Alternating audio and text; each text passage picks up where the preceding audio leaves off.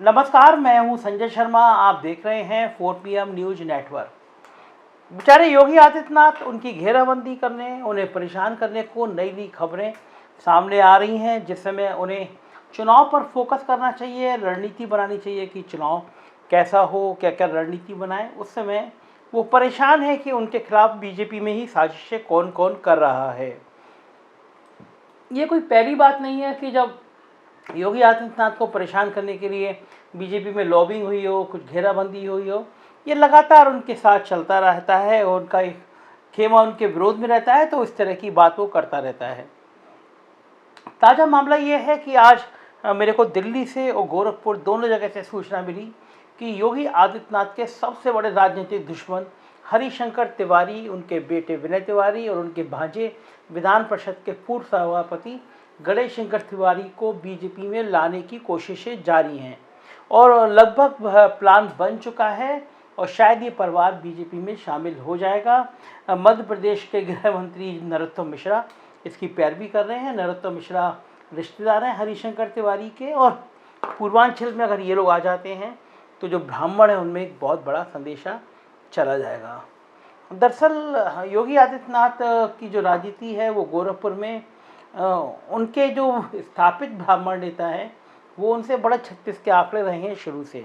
और अगर उत्तर प्रदेश में देखा जाए तो माफिया राज की शुरुआत या माफिया शब्द की जो पहली शुरुआत हुई थी उसमें नाम हरिशंकर तिवारी का ही आया था। मतलब उत्तर प्रदेश में जो माफिया शब्द आप कह सकते हैं तो वो हरिशंकर तिवारी की देन है। 1980 के दशक की बात है ये। उस समय नए नए दौर था। अचानक गोरखपुर और पूर्वांचल में नए नए लड़के बंदूक तमंचे और कट्टे कहते हैं इसको, देशी तमंचा था, उसको रखने लगे और हरिशंकर तिवारी एक उभरता हुआ नाम सामने आया। और कहा जाता है कि तत्कालीन जो मुख्यमंत्री थे वीर बहादुर सिंह, उनसे हरिशंकर तिवारी की खटक गई थी और उन्होंने झूठे मुकदमे में जेल भेज दिया था। 1985 में वो जेल से लड़े चुनाव हरिशंकर तिवारी।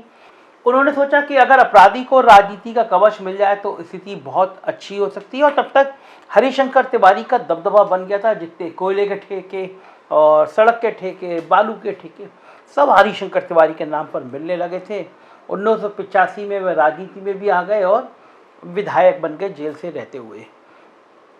तो ये शुरुआत थी उनकी राजनीति की, और उनकी राजनीति में तब वीर बहादुर सिंह का वो कस के विरोध करते थे। मतलब एक खेमा ठाकुर बिरादरी का और एक खेमे का प्रतिनिधित्व हरिशंकर तिवारी करते थे, और ये लड़ाई गैंगवार में बदलती चली गई। एक यूपी के बहुत बड़े माफिया हुए थे वीरेंद्र प्रताप शाही। इन दोनों के चर्चे बड़े आम थे कि दोनों ये लड़ाई लड़ते रहते हैं और एक दूसरे को निपटाने की कोशिश लगातार करते रहते हैं। इस बीच में एक बहुत बड़ा माफिया श्री प्रकाश शुक्ला का उदय होता है। श्री प्रकाश शुक्ला ने कहा जाता है कि वो वीरेंद्र प्रताप शाही की हत्या उसी ने करी थी, और उसके बाद हरिशंकर तिवारी माफियाओं के बीच में एकदम जलदार इंसान हो गए थे।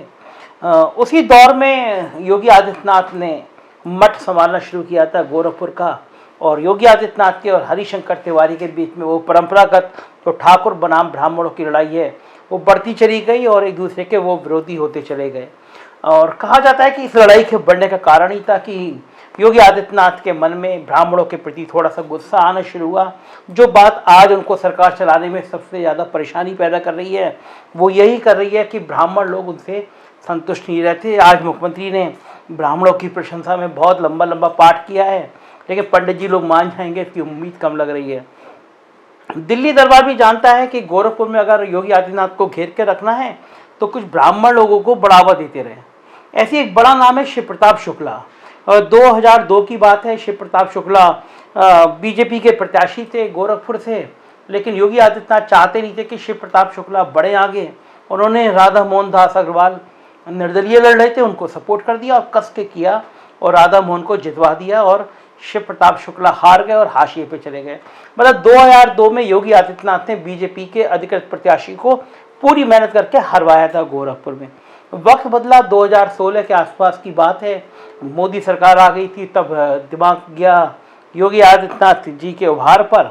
तब ये सोचा कि थोड़े थोड़े पर कतरे जाएं, हिंदू युवा वाणी को धीरे धीरे शॉर्ट किया जाए। तब शिव प्रताप शुक्ला को राज्यसभा सदस्य बनाया गया और वित्त राज्य मंत्री बनाया गया। बताया जाता है कि योगी आदित्यनाथ बहुत नाराज थे शिव प्रताप शुक्ला से, लेकिन उनकी सुनी नहीं गई और शिव प्रताप शुक्ला को लगातार महत्व दिया जाता रहा। योगी के समानांतर उनको कद बढ़ाया जाता रहा। इस बीच में जो हालात चल रहे हैं आप समझ ही रहे हैं, आपको पता ही है कि दिल्ली दरबार और उत्तर प्रदेश दरबार के बीच में कैसे जंग के ऐलान है। चुनाव है, लेकिन कहा जाता है कि दिल्ली के नेताओं के बीच में और योगी आदित्यनाथ के बीच में सब कुछ सही नहीं चल रहा। तो इसी कड़ी में फिर बात की है मध्य प्रदेश के मंत्री नरोत्तम मिश्रा ने कि हरिशंकर तिवारी के बेटे विनय तिवारी बीएसपी से विधायक बने थे 2017 में, लेकिन सीबीआई ने उनको 574 करोड़ के एक फ्रॉड में उनके खिलाफ मुकदमा दर्ज कर दिया है। परेशानियां बड़ी हुई हैं। तो बीजेपी की ऐसी पार्टी है जहां पे आते हैं तो बड़े बड़े पाप धुल जाते हैं। जैसे कलकत्ता में शारदा चिट फंड घोटाले के जो मुख्य अभियुक्त थे वो बीजेपी में आ गए तो क्लीन चिट मिल गई। तो एक मैसेज ये गया है कि अगर आप बीजेपी में आ जाते हैं तो ये भी क्लियर हो जाएगा और बीजेपी का ये मास्टर स्ट्रोक होगा, क्योंकि गणेश शंकर पांडे जो हरिशंकर तिवारी के भांजे हैं, विधान परिषद के पूर्व सभापति हैं, ये तीनों लोग इकट्ठे आएंगे। विनय जो है उनके बेटे हरिशंकर तिवारी के, वो सहजनवा से लड़ेंगे और गणेश शंकर पांडे के लिए खरीदाबाद सदर सीट की बात की जा रही है। बहुत प्लान जो है ये गुपचुप रखा गया है। बीजेपी का कोई नेता इस पर बोलने को तैयार नहीं है, कोई पुष्टि नहीं कर रहा कि खबर सही है या सही नहीं है, लेकिन मेरे सूत्रों ने बताया कि ये प्लान तैयार है। हो सकता है तैयार हो या ना हो या अमली जामा ना पहनाया जा सके, लेकिन मेरी ड्यूटी थी जो राजनीतिक गलियारों में जो चीज़ चल रही है, जो गपशप हैं, जो अफवाहें हैं, जो चर्चाएं हैं, जो बातें हैं, वो आप तक पहुंचाऊं। और हरिशंकर तिवारी अगर आ जाते हैं बीजेपी में तो योगी आदित्यनाथ के लिए बहुत बहुत बड़ा झटका होगा, क्योंकि जिस हरिशंकर तिवारी का उन्होंने विरोध किया, यहाँ तक विरोध किया था उन्होंने कि जब वो मुख्यमंत्री बने थे तो ठीक एक महीने बाद 22 अप्रैल को उन्होंने हरिशंकर तिवारी के घर पे छापा पड़वा दिया था। गोरखपुर में बहुत बड़ा किलानुमा एक घर है, उसको पंडित जी का हाथा, शिव हरिशंकर तिवारी का घर को पंडित जी का हाथा कहते हैं। और एक अभियुक्त की तलाश में पुलिस पहली बार उस हाथे के अंदर घुस गई थी और चेकिंग करी, और जैसे ही ये खबर फैली तो पूरे पूर्वांचल के ब्राह्मणों में बहुत गुस्सा बढ़ गया और गुस्से में नाराज थे वो। अब मैं आपको दिखाता हूँ, जैसे अभी रिपोर्टर जाते हैं मेरे गांव-गांव जाते हैं, शहर में जाते हैं, बात करते हैं, तो बाराबंकी में एक ब्राह्मण ऐसी रिपोर्टर बात कर रहा था, आप क्या होते, ब्राह्मण था, तो उसे सोचिए बाराबंकी में उससे पूछा कि सरकार के बारे में, तो उसको दर्द था कि सरकार ने ब्राह्मणों का बड़ा विरोध किया है और हरिशंकर तिवारी के घर का, मतलब देखिए बाराबंकी का सड़क पर चलते हुए आदमी, उसको भी हरिशंकर तिवारी का दर्द याद है। ये वीडियो देखिए, फिर मैं आपको बताता हूँ पूरी कहानी। और आप अपना नाम बताएं, क्या है? ज्ञान प्रकाश मिश्रा। मिश्रा जी, एक चीज बताइए, 2022 में चुनाव होने जा रहा है, किसको ला रहे हैं? 2022 में चुनाव होने जा रहा है तो सभी पार्टियां अपना अपना दावा कर रही हैं, लेकिन उत्तर प्रदेश में अखिलेश यादव सशक्त विपक्ष के रूप में क्यों मिश्रा जी, भाजपा क्यों नहीं?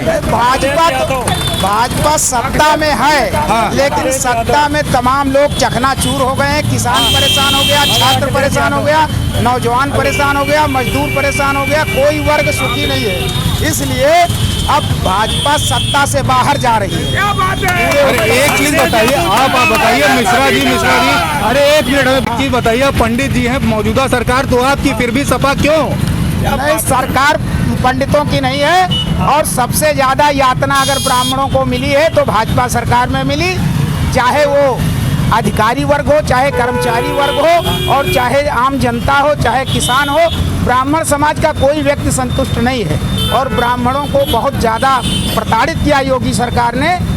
जब ये सत्ता में पहली बार शपथ लिए तो इन्होंने एक इस प्रदेश के सबसे बड़े ब्राह्मण का घर घेरवाया, पंडित हरिशंकर तिवारी का, और घर घेरवाने के बाद जब वहाँ पूछा गया कि आखिर किस मामले में आप आए हैं तो इनके पास कोई जवाब नहीं था, इनकी फोर्स के पास। वो एक पाठक को बताए जो बलिया जेल में 1 साल पहले से बंद था, उन्होंने कहा उसकी तलाश में आपके घर छापा मारने आए।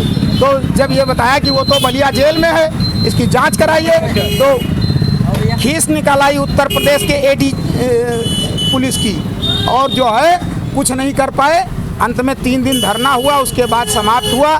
पूरे ब्राह्मणों ने इसकी आलोचना की। वो ये चाहते थे योगी जी कि किसी एक बड़े ब्राह्मण की गर्दन हिला दो, पूरा ब्राह्मण समाज दब जाएगा, समाज के नीचे दफन हो जाएगा। तो क्या एक बात बताइए, कितने प्रतिशत ब्राह्मण इस समय, अगर आपकी बाराबंकी आपकी मौजूदा अगर विधानसभा की बात की जाए, तो कितने प्रतिशत जो ब्राह्मण हैं वो समाजवादी की पार्टी की तरफ गए हैं, या बसपा की तरफ गए हैं, या कांग्रेस की तरफ गए, कितने प्रतिशत बात करें? नहीं, बहुत अच्छी संख्या में ब्राह्मण जो है मन में मसोसे बैठा है, वक्त का इंतजार कर रहा है, बटन दबाएगा तब आपको खुद पता लग जाएगा, पूरी दुनिया जान जाएगी। तो देखा आपने, मतलब बाराबंकी का आदमी है, वो मतलब नहीं है, लेकिन हरिशंकर तिवारी के दर्द को महसूस कर रहा है। इस समय चुनाव में बीजेपी को जो सर्वे आ रहे हैं वो बिल्कुल पसीने छुड़ाने वाले हैं। सीटों की संख्या बहुत कम बताई जा रही है बीजेपी के आंतरिक सर्वे में।